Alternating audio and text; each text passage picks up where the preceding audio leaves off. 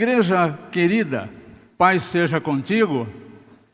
Quero conversar com você hoje a respeito do Santíssimo Evangelho de Nosso Senhor Jesus Cristo, segundo Lucas. Nós utilizaremos os versículos 25 ao 36, mas neste momento eu quero destacar com você somente o versículo 28. Nós estamos hoje no primeiro domingo do Advento, então hoje começa o período de Natal, o Natal do Cristo, do Senhor de Vermelho já começou em fevereiro desse ano, né? Começa um pouco antes. O Natal do Senhor Jesus começa hoje, primeiro domingo do Advento, e vai até o dia 6 de janeiro. E com o primeiro domingo do Advento começa o Ano Novo Litúrgico, que é diferente do calendário secular. Então, o Ano Novo Litúrgico começa hoje. Então, hoje nós teríamos que dar feliz Ano Novo uns para os outros, né? Liturgicamente falando. E nestes 4 domingos que antecedem o Natal, é o período de Advento. Advento significa espera, e espera dá a fundação da palavra esperança. E nestes 4 domingos nós trataremos deste tema, já começando por hoje. E Lucas 21, 28 diz assim: Ora, se começarem estas coisas a suceder, exultai e erguei a vossa cabeça, porque a vossa redenção se aproxima. A vossa redenção se aproxima. Então, o título do meu sermão é A Esperança que Ergue a Cabeça. A esperança que ergue a cabeça. O Evangelho de Lucas, também o livro de Atos dos Apóstolos, foram escritos pela mesma pessoa, por Lucas, médico e companheiro de ministério do apóstolo Paulo. Mas imagine você, eu acho que todos, tenho certeza, todos nós já passamos por essa situação. Tem gente que tem medo de tempestade, de temporal, não tem? Quando começa aqueles trovões, aqueles relâmpagos, né? Alguns dizem que, brincando, que é como se São Pedro estivesse lá no céu, empurrando os guarda-roupas, aquele barulhão, né? E de vez em quando aquele estalo, aquele estampido forte de uma trovoada. Quando o tempo fica escuro, meio-dia e parece que é noite. Quando o vento fica muito forte, começa a arrastar as coisas, nós ficamos com muito medo quando nós vislumbramos essa manifestação poderosa da natureza. Neste momento, quando alguém percebe que estamos com medo da tempestade, alguém se aproxima e diz assim para a gente: fica firme, levante a cabeça, algo glorioso está por vir. Não preciso nem perguntar se essa não é uma fala um pouco estranha para nós que estamos diante de uma tempestade. Como ficar firme? Como ficar tranquilo? Como ficar com o coração cheio de esperança se estamos vislumbrando uma baita de uma tempestade que nos coloca medo? É exatamente isso que Jesus faz com os seus discípulos, com os seus ouvintes naquela época e conosco hoje. Ele diz que no meio das tempestades nós devemos erguer a cabeça e ter esperança. Ele nos diz que mesmo diante do caos e das incertezas deste mundo, nós temos motivos para erguer a cabeça e para exultar. Como essa esperança pode transformar a nossa forma de viver nestes tempos de dificuldade? É isso que eu quero conversar com vocês um pouquinho. Como esta fala de Jesus responde às demandas do nosso modo de viver nos dias de hoje. No primeiro momento, nós temos que constatar que vivemos tempos de perplexidade.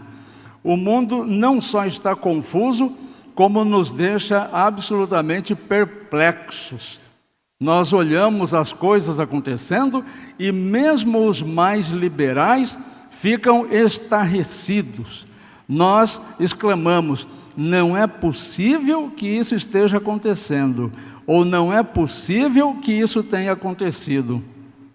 Esta semana, conversando com uma pessoa muito afeta às situações políticas, ela viu um líder por quem ela gastou uma energia tremenda sendo noticiado que, na verdade, ele estava filiado ao partido que ele muito combatia durante a campanha.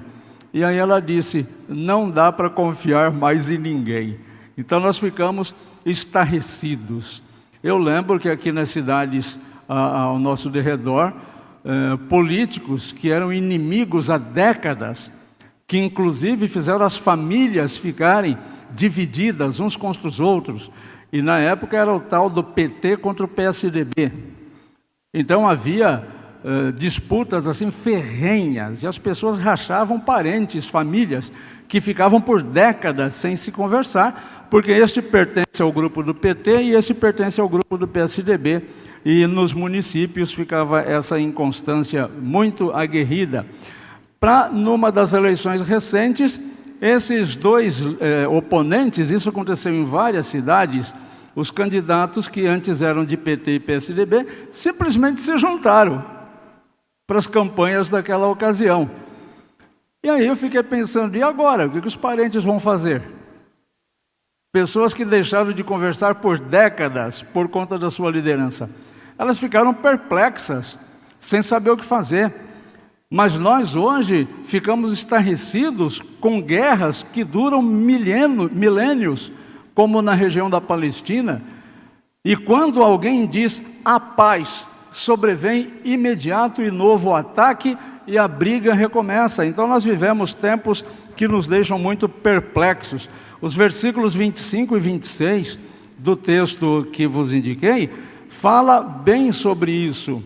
Haverá sinais no sol, na lua e nas estrelas sobre a terra, angústia entre as nações em perplexidade por causa do bramido do mar e das ondas. E a Júlia já vai colocar o slide para a gente ler junto aqui no templo.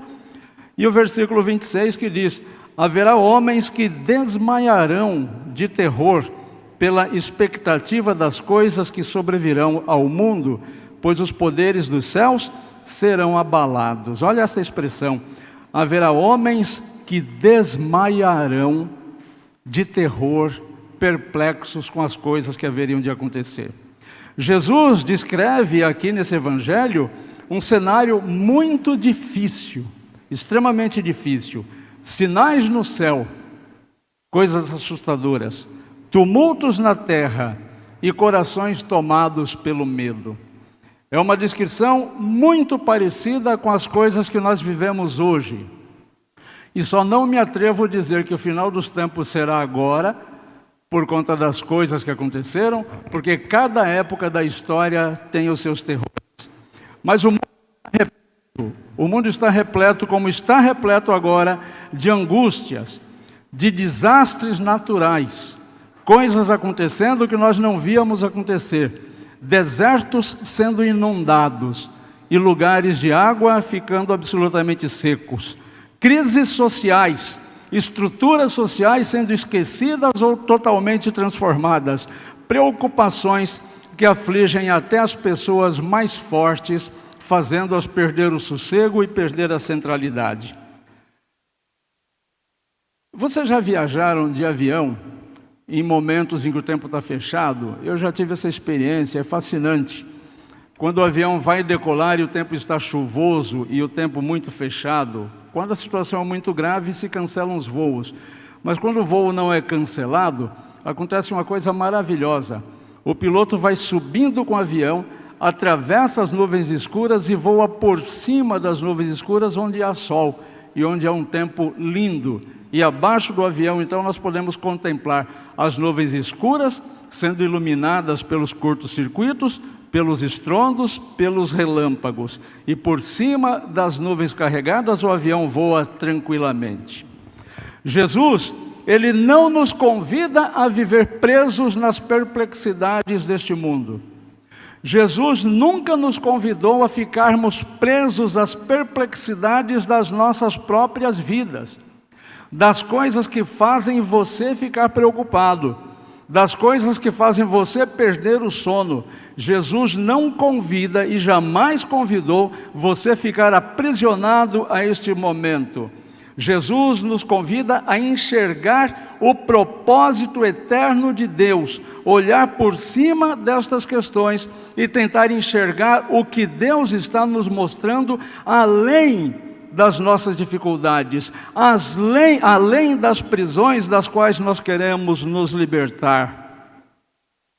Um segundo momento fala da vinda do Filho do Homem, os versículos 27 e 28. O versículo 27 e 28 diz: então se verá o Filho do Homem vindo numa nuvem com poder e glória.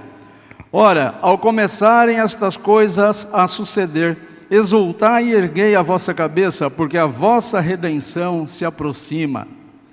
O clímax da mensagem de Jesus é o momento em que o Filho do Homem vem em glória. Para o mundo, isso pode parecer um fim. Eu vejo muitas pessoas dizendo: eu tenho medo de ler o Apocalipse, porque ela falam muitas coisas assustadoras. Eu tenho medo do fim do mundo. Ora, se nós nos chamamos de cristãos, se nós temos o sobrenome de cristãos, não é exatamente isso que nós esperamos? Não é exatamente isso que nós desejamos, que Jesus volte logo e acabe com essa bagunça no mundo? Quem tem que ter medo da volta de Jesus são os inimigos de Jesus, não os filhos de Deus. Os filhos de Deus devem clamar: Maranata, vem Senhor Jesus, venha rapidamente e nos livre dessa bagunça. Então, para os filhos de Deus, para as filhas de Deus, as mensagens do final do tempo não podem ser motivo de preocupação, mas deve ser motivo de exultação, de alegria, porque é a nossa redenção. É o momento em que nós seremos libertos de todas as mazelas às quais nós vivemos amarrados. É o clímax da passagem desse texto de hoje, quando o Filho vem em glória. Cristo está nos ensinando a viver com os olhos na eternidade e não no momento presente. Jesus está nos ensinando a olhar para o que vem, não para o que está. Jesus está nos ensinando a entender e aprender a viver cada momento difícil como um passo que nos coloca cada vez mais perto dos cumprimentos da sua promessa. Jesus diz: quando todas estas coisas começarem a acontecer, então virá o fim. E é este fim que nós esperamos. Então a palavra-chave desse trecho do Evangelho é redenção. E o que é redenção, meu irmão, minha irmã? É libertação. De qual prisão você quer se ver liberto? De qual prisão espiritual você gostaria de ser arrancado? De qual prisão social você gostaria de se ver livre? O que é que te aprisiona? O que impede você de caminhar alegremente os caminhos do Senhor? Quantas vezes você faz votos de se tornar uma pessoa mais efetiva no reino de Deus, para logo depois perceber o peso da bola de ferro cheia de pecado, que encurta e atrasa os teus passos?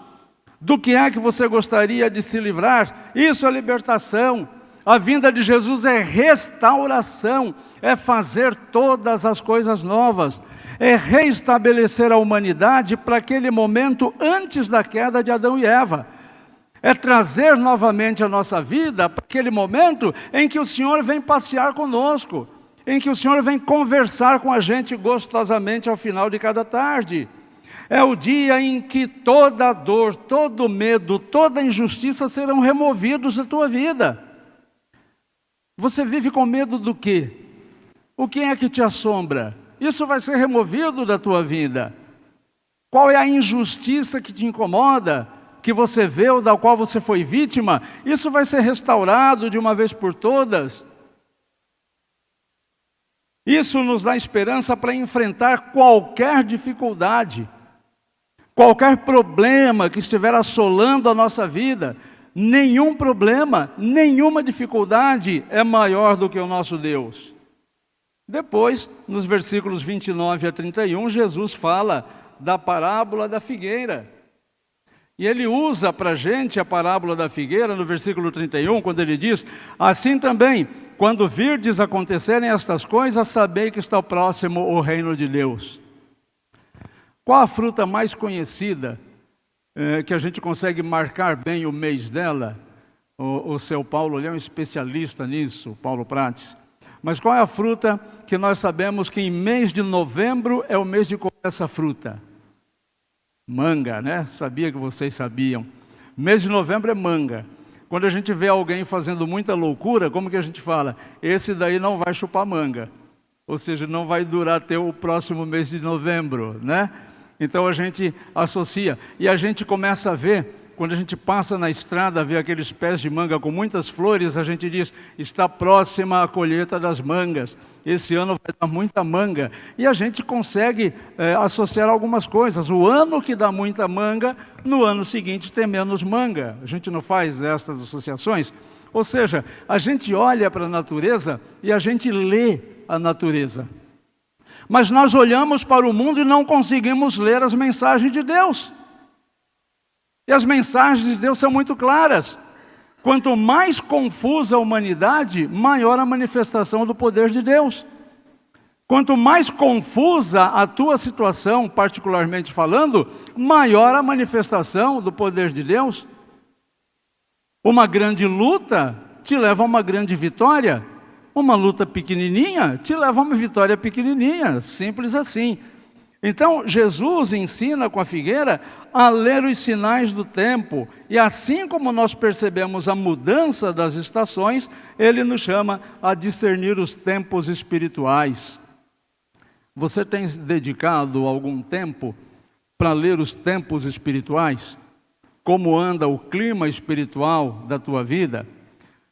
Essa observação, ela não é para gerar medo na gente, mas é para gerar expectativa. Expectativa da ação definitiva e final do Senhor nosso Deus. Se o nosso mundo global ou o nosso mundo pessoal está bagunçado, Deus está sempre trabalhando, conduzindo tudo para o bem daqueles que amam a Deus. Mas tem essa condicional: se você ama a Deus, saiba que tudo está sendo cuidado por Deus para o teu bem. Um quarto momento, a exortação à vigilância, nos versículos 34 e 36. Acautelai-vos vós mesmos para que nunca vos suceda que o vosso coração fique sobrecarregado com as consequências da orgia, da embriaguez e das preocupações deste mundo, e para que aquele dia não venha sobre vós repentinamente como um laço, pois há de sobrevir a todos os que vivem sobre a face de toda a terra. Vigiai, pois, a todo tempo, orando para que possais escapar de todas estas coisas que têm de suceder e estar em pé na presença do Filho do Homem. Jesus, então, vem nos alertar: cuidado com as distrações. Cuidado com as distrações. Ele menciona aqui os perigos da embriaguez, das preocupações do dia a dia. Uma vez falava para mim: você precisa beber. Eu disse: para quê? Para relaxar, para ficar mais alegre. Eu disse: mas eu fico relaxado e alegre sem beber. Não preciso disso. E eu não conheço nenhum dependente etílico que já nasceu dependente etílico. Ele começou com: dá um biquinho aqui. Mas não só a bebida, porque tem a questão das bebidas, das drogas, do sexo, da pornografia. Estão na mesma prateleira. As drogas, o sexo e o álcool. Coisas que aprisionam muitos cristãos, mais do que vocês imaginam, mais do que nós gostaríamos que fosse verdade. Quantas vezes eu ouço testemunhos tristes de pessoas dizendo: eu vi um membro da tua igreja no bar, bebendo. Mas a coisa está tão descarada que tem membro da igreja que posta foto bebendo, como se isso fosse uma forma de evangelizar. Eu já vi Jesus ser chamado de um homem que andava com os beberrões, mas nunca vi Jesus sendo chamado de beberrão. Nunca vi lugar, nem os inimigos de Jesus faziam isto. Então, cuidado com as distrações. Cuidado com as coisas que você coloca no lugar da fé, do bom testemunho. Não só essas coisas de drogas, sexo e álcool, mas também as preocupações exacerbadas que tiram o seu foco do poder da ação de Deus na tua vida. A chave aqui é para vigilância em oração. E orar não é só pedir a Deus para eliminar do nosso coração as coisas ruins, mas para pedir a Ele que renove a nossa mente para enxergar além das circunstâncias, além dos momentos difíceis que nós vivemos. Então eu concluo perguntando, como que nós podemos fazer para erguer a cabeça no dia a dia? Como aplicar isso de forma prática? Como é que eu faço para transformar tudo isso que o pastor disse em ações na minha vida? No primeiro momento eu posso recomendar que você cultive uma perspectiva eterna. Para de olhar para os problemas da tua vida como se eles fossem eternos. Isso é no mínimo desonesto com Deus. Porque se você olhar o teu passado até aqui, você vai ficar surpreso dos livramentos que Deus já te deu, dos problemas que Deus te orientou para que fossem bem resolvidos, da vida que Deus te dá a cada manhã, renovando sobre a tua vida todas as misericórdias dEle. Então, não olha só para o momento. O dólar já passou de R$6. Oh, meu Deus, eu não sei se eu me mato pulando de cima de um pezinho de alface, eu não sei se eu tomo 2 copos d'água e assim eu tento morrer afogado. O dólar chegou a R$6? Chegou a R$6. Você vai ficar com a sua vida parada em cima desses R$6, sem olhar para o futuro de quem está no controle de toda a história da humanidade? Ou você acha que tem coisas que Deus não consegue alcançar? Ou você é daquele tipo que diz assim, isso daí nem Deus dá jeito? Cuidado, cuidado com as heresias. Então não tenha uma perspectiva temporal. Diante dos desafios, nós devemos lembrar que isso não é o fim. Então sim, é motivo para você erguer a cabeça. Estou endividado. Bom, primeiro que foi você que criou as dívidas. Ninguém forçou você a ficar endividado. Estou doente, mas não está morto ainda. Briguei com a comadre. Mas se a comadre está viva e o compadre está vivo, ainda dá para reconciliar. Perdi o emprego, mas tem outro emprego. Mas eu não acho outro emprego. Compra 2 cocos, vende na esquina. Com dinheiro você compra 4 cocos, vende na esquina e assim vai indo. Então, para tudo, o Senhor vai te capacitar a sair de uma situação complicada e chegar numa situação mais adequada. Então, erga a cabeça diante de qualquer perspectiva ruim, não deixa o inimigo engessar. A sua redenção está se aproximando.